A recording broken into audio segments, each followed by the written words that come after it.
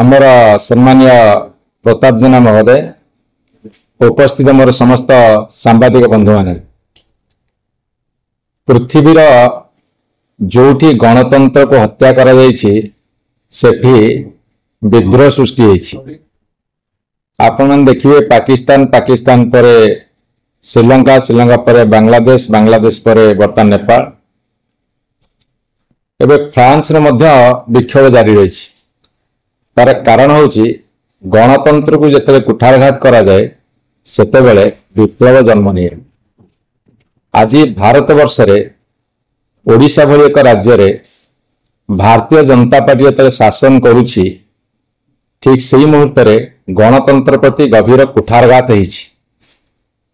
से कुठारघात कौन जितेबेले 73तम संविधान संशोधन करागला जो कथा पे ए भारत वर्षर बहु महापुरुष माने तांकर समस्त चेष्टा ढाली देथिले एवं लड़ाई भी करथिले जार फलस्वरूप पंचायत राज सिस्टम को ग्रामांचल जो पंचायत राज सिस्टम अच्छी ताको सुदृढ़ करने पे प्रयास करा जायतिला।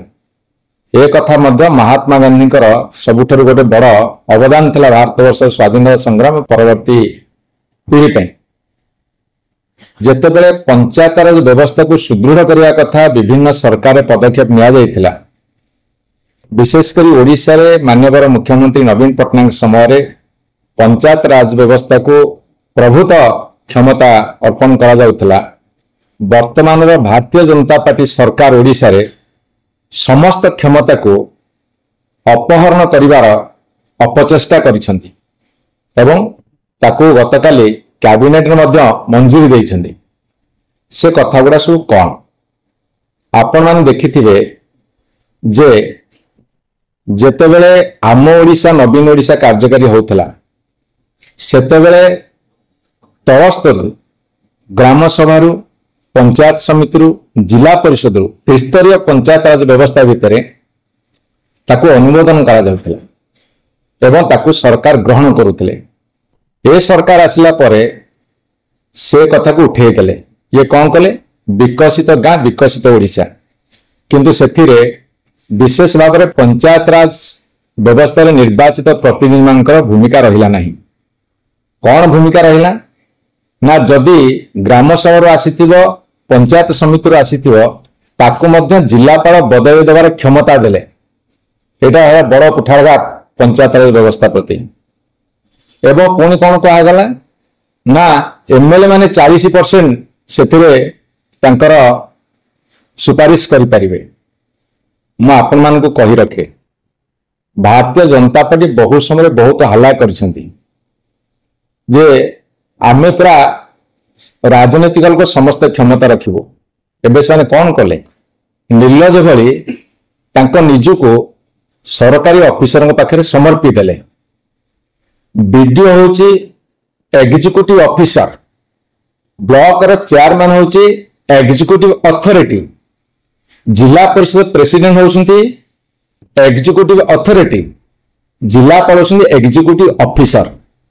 अथॉरिटी और ऑफिसर भितरे जदि सरकार सामान्यतम ज्ञान नहीं ताठू भी बड़ दुर्भाग्य किसी नहीं। तेणु विकसित गाँ विकसित ओडिशा रे एमाने पूरा पंचायत व्यवस्था को तलितबंद करदेले। जिलापाल कथा रहिबो जहाँ एई माने देबे एई सेक्रेटेरिएट भितर लोकसभा भवन भितर जहाँ निर्देश देव ताहा कार्यकारी करिवो। विरोधी दल जो माने विधायक जीतिचंती सेमानकर कथा रहिबो नहीं सेइतिर स्वतंत्र व्यवस्था कले।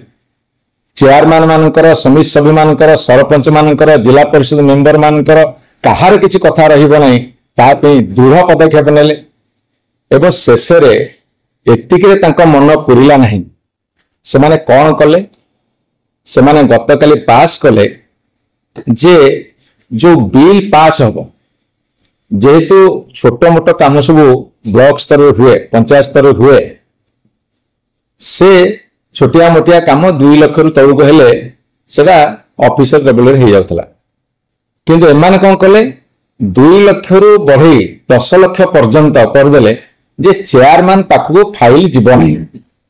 तार अनेक गुड़े कारण अच्छी ଅନୁଗୁରେ କାରଣ କଣ? ଏମାନେ ଚାହାନ୍ତି ଡରେଇ ହରେଇ ଶାସନ କରିବା ନୀତି। ତେଣୁ ଚେୟାରମ୍ୟାନ ମାନେ ଯେହେତୁ ବିଜୁ ଜନତା ଦଳ ସମର୍ଥିତ ପ୍ରାର୍ଥୀ ଭାବରେ ଜିତିଛନ୍ତି, ଏମାନଙ୍କର ମନରେ ଗୋଟେ ଡର ଅଛି ଏବଂ ଏମାନଙ୍କର ଭୟ ତାଙ୍କ ନିଜକୁ ଖାଉଛି ଯେ ଆମେ କିଛି କାମ କରିପାରିବୁ ନାହିଁ। ଆରେ ତମେ କାମ ଏମିତି ବି କରିପାରୁନ କି 5 ବର୍ଷ ପୂରିଯିବ କରି ବି ପାରିବ ନାହିଁ, କାହିଁକି ନା ତୁମର ନୀତି ଠିକ ନାହିଁ। ତାର କାରଣ ମୁଁ ଆପଣଙ୍କୁ ବୁଝେଇ ଦଉଛି ଯେ ଗୋଟେ ବିଡିଓକୁ ସେ ସମସ୍ତ କ୍ଷମତା ଅର୍ପଣ କରିଦେଲେ। जिला परिषद पाखे जो क्षमता था ताकू काढ़ी कलेक्टर पाखे देदेले।